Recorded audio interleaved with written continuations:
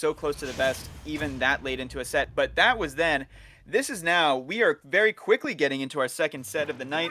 We have diamondupree versus O2 Aiden. Or no, yeah, yes, Yes, Aiden. yes. With the Aiden. with the Octoon too, so we can assume that he's the Inkling.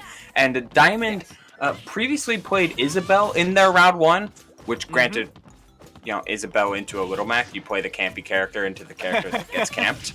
But a swap to the Aegis, definitely not a bad one by any regard. If you're gonna Yeah. try to pick up a different character, like, hey, why not go with the new kids on the block Mm-hmm. and see some results? A very early lead on their front. Oh yeah, and now we're gonna see. It seems we are likely to see some very sick stuff if the game reconnects. I'm gonna have to hold on. I have drumsticks in my debt. Nope. Contest. Oh, Okay. okay. So this means someone disconnected entirely. It's not just it's one of the two players, and it's Aiden. Okay. Now, normally this means the game one loss, but we'll have to see how it's ruled. Yes. So. But okay, so we have potentially a little bit of time to collect ourselves, collect our thoughts about what we saw. That was, I would say, pretty one-sided. And I think part of what made that a little more one-sided was just how quickly the damage can rack up when Pyra just gets those hits in. Yeah, I would tend to agree, especially in the case of a matchup like this where Pyra and Mithra, they just do such a good job at closing space, whether it be with Mithra's overall speed and frame data or Pyra having that extra range and a sustained projectile. So damage you can start racking up neutral wins really quickly and prolong your advantage extremely.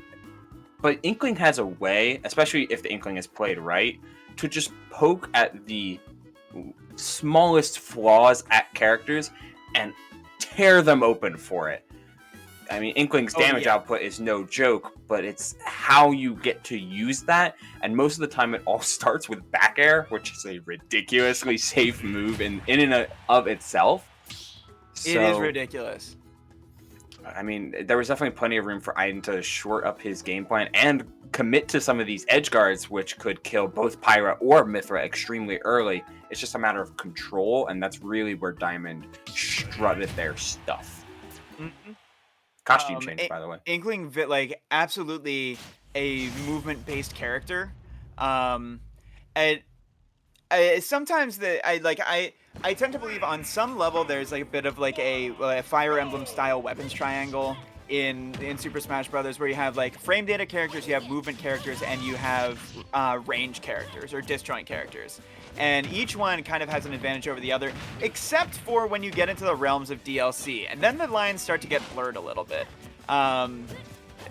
Inkling definitely fits the archetype of a movement character, but Pyra, Mithra, I mean, they kind of check two boxes there. So, and when you can utilize both of those characters effectively, then you can make life really hard on a character that really has to work a lot more and find more neutral wins in order to get their stocks. I mean, that's kind of the nature of a stance change character, of which, yes. I mean, you may be swapping characters, but it's basically like swapping stances. So you go Pyra in certain instances, and you have range, you have kill power, and the raw strength, even with good DI, as we see in that back air. And then you can play Mithra and fully, completely switch gears. And the best players know exactly when to swap, and it's not always based on percent. Wow. And a very, very quick, educated punish there from Aiden. Able to keep the stocks even, looking much better in this game number 2. Despite, I would imagine, being down a game. Doesn't seem like HUD doesn't reflect it, so maybe both players opted to gentlemen restart the game. I'm sure we will get confirmation on that momentarily. Yeah, I can provide confirmation right now. Yeah, Diamond submitted and said, okay, you know what? It doesn't matter. We can just restart game 1. Okay. And so Call that good. sporting, call that confident, but diamondupree, definitely not having as easy a go of it second time around. Getting the reberry is Aiden, and now looking really, really fresh here. That is a dead Aegis. It doesn't take much to close them out, especially Pyra, who, while their up B is while Pyra's up B is generally better at recovering than Mithra's because it more reliably snaps, she's significantly slower. So just take her jump, and she's as good as dead. And we talked about characters who are good at taking jumps. Inkling, absolutely one of the best, able to go so deep with that up B, and having like a plethora of safe aerials that can just nickel and dime you away from the stage just a little bit too far. They're at 80, by the way. Yeah. One Inkling conversion, damage, one by the parry. way. It's... I will always say it. Inkling doesn't care about percent leads. They only care about stock leads. So... Yeah. And if you're really gonna go into like the task part of fighting games, Sure. Inkling does have reliable kill setups and with tech chasing with roller or just up throw up air. So this character, it can be one of the more sleeper top tiers, and especially if you're gonna start chasing with up airs like that, like that's the player X factor that can shake things up. Shout out to the ink making Pyra super slow. Yeah, I was just gonna say that was the slowest dash I think I've ever seen. I think that was slower than DDD. Rough. Couple big boot to the head, Oh, and the jump. They jumped right into it. Yeah, that was just straight drift in. That maybe caught him sleeping, waiting to up E, but that was a very confident game number. That was game number 1 because of the restart. That was a very confident game number 1 win from Aiden. Yeah, despite the hiccup, it's just he came back, he rolled with it, and kind of used the advantage, the slight advantage that both players gained from like basically playing out his stock. So, or most of his stock at least, to shore up some of the holes in his game plan and really try to go off stage, and the bomb kind of did it for him, which is just kind of the use of bomb, especially with lazy recovery. So like what Diamond was trying to do, just let me drift in, wait until I'm at the right angle, then up B. Like bomb completely covers that low recovery, which is why we're seeing the swap to Isabelle, who can recover in a lot more ways thanks to the longer distance on the parasol and having that fishing line for an extra tether. Yeah, and definitely more reliable pokes at like mid range, like half stage range, with the slingshot. One of the better pokes in the game. Yeah, it's pretty good. It's pretty good. It's pretty good. Shout out to Pokelam. We kind of pocketed the ink bomb and kind of using it for themselves. Now we cannot sleep on Isabelle's damage output either. Oh wow! And that a very resourceful jab lock setup there from diamondupree. Now, one thing you see diamondupree getting the Lloyd Rocket down on stage very early and very often, and the one thing that's going to accomplish is it's really going to disrupt what Aiden wants to set up with the roller, and that up smash will do the same job as well. But it looked like he got air dodge out of it, but either way, super low percent. Quick 44 off of the fishing line. Alrighty, Diamond, but man, these rollers, just overextending the roller, I feel like is the thing that people least expect, because if it doesn't immediately hit, then like, oh, why are you staying in roller? That's so punishable, but hey, it worked. Hey, if it's so punishable, why did you get hit by it? Two big things. Exactly. Start tapping your temple. Big swing and a miss from Aiden. And again with the whiff grab, diamondupree in full control here. God, and Now you say Inkling doesn't care about percent leads, but I don't know. And you know, stock leads be damned. If Inkling has to come back, if Inkling has to take 2 fresh stocks with only one of their own, it's gonna be really tough. Look, But doesn't have to do it. Despite Isabelle having pretty decent like just raw killing aerials, things like the close-up slingshot, Nair being a quick frame 5. There we go, close-up slingshot back air. If Inkling had gotten a starter, then they could have been at 100 already. Which 100 to 140 and going into your last stock is really a significantly better position. The problem, how do you get that one starter on a active zoner like Isabelle, who keeps you out for her day job? Are you sure that's what her day job is? Because I played Animal Crossing and she's very busy. Well, not busy enough to oppress this poor Inkling. So yeah, it's the gig economy. Oh man, and Aiden doing a pretty good job to even up this stock lead. Oh, that was a much bigger punish than he subscribed to. Just a quick down tilt, but fishing line is surprisingly punishable. Big meaty forward air. Yeah, the wrap up with the Diddy Kong-esque fair. Mm-hmm. Certainly huge, and now 61 is certainly, well, 74 now. Not a lead if we can find this back air. Yep, and with almost full ink, Inkling can absolutely Inkling has one of the better 0 to 60s in the game. Yeah, it takes less hits, and ooh, look at that. You're at 35 with a 1.2 multiplier. Exactly, and that's the one. That's the one thing that Inkling has over other members of the cast that have a fast 0 to 60 is when you get them to 60, they are in a position to take much more damage because chances are they have a lot of ink on them at the time.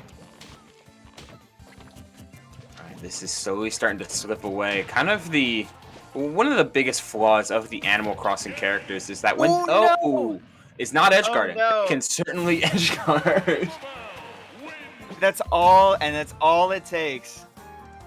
After Aiden was doing Aiden's execution in this set has been really good, but even online in your last stock of the game, gotta hit those. It's the difference between life and death. But I love the play there from Diamond as we go right back to the same stage. Inkling's up B as far as it goes only has a hitbox on startup. So looking to 2-frame or just be in the way with an active hitbox can have Inkling reset the recovery route multiple times over, and like good on Diamond for closing that out with that frame 5 nair, just quick and heads up. Oh, speaking of quick, that up tilt's crazy. Yeah. Oh, there it is again. Super up tilt brothers ultimate. Unfortunately, Inkling does not have a very good up tilt. No. That ain't Falco. No, not in the least. Yep. Every character. Living that Lloyd rocket. And just barely missing that second one. Yeah, very lucky. Because that would have definitely spelled curtains for that grab there. Right, just a neutral air dodge back to stage. They're trying like so hard to anti-air. Oh, okay. Thank you. Oh my god, the Lloyd rocket. Mix-ups, but it's good. Heads up DI on Diamond's or on Aiden's part, knowing that Isabelle doesn't have a kill throw besides back throw, but it does not matter with that Lloyd rocket still on the stage. I'm surprised actually we're going back to Smashville, even with the good performance Aiden showed off in the latter half of game 2. Like it just feels like you want room to run and space to move as Inkling, and this stage doesn't always give you that. That's true. I mean, the one thing this stage is giving you is some pretty close-in blast zones, which I think stands to benefit Inkling more than Isabelle. Inkling, I think, has when they're able to get in up close, has the more reliable damage output, and can just pack on a bit more percent than Isabelle, and that's gonna matter when it gets into these later percents when both players are struggling to find that one finishing blow. Alright, roller flat out, beating Lloyd Rocket, pretty heads up so you can tack on even more damage, and that backer was huge. Another one. 44, but anything more than that. And if you're forcing the Inkling player to just space out with back air, you're doing something right, because that basically means there are a lot of options besides their obviously best one. Also, pocket bomb. Yeah, just coming in clutch. Got ourselves 62 now. Aiden still not out of this, but another pocket bomb. Yeah, kind of recklessly throwing them out, which only serves to effectively decrease your ink as long as Diamond is heads up pocketing them. True. And ink management, if Aiden is going to attempt to pull off this comeback, ink management is going to be absolutely critical. All right, full ink now going into the last stock, and only 31% taken. Aiden looking pretty good and doing a really good job of recognizing the positions of those Lloyd rockets. Yeah, it looks like Inkling just has so many tools to beat out those traps. It's something that Diamond has to continue to set up. It's part of Isabelle's core game plan. But, I mean, good counterplay from Aiden's part, and plenty of it as the damage really starts to swing into his favor with that quick jab. Aiden has not gotten hit this stock yet. No, he's playing ridiculously safe. Of course, as I say it, but even still, playing really slippery, really safe, using Inkling's movement tools to their full effect. And it's now starting to get diamondupree into these kill windows that Inkling likes to look for.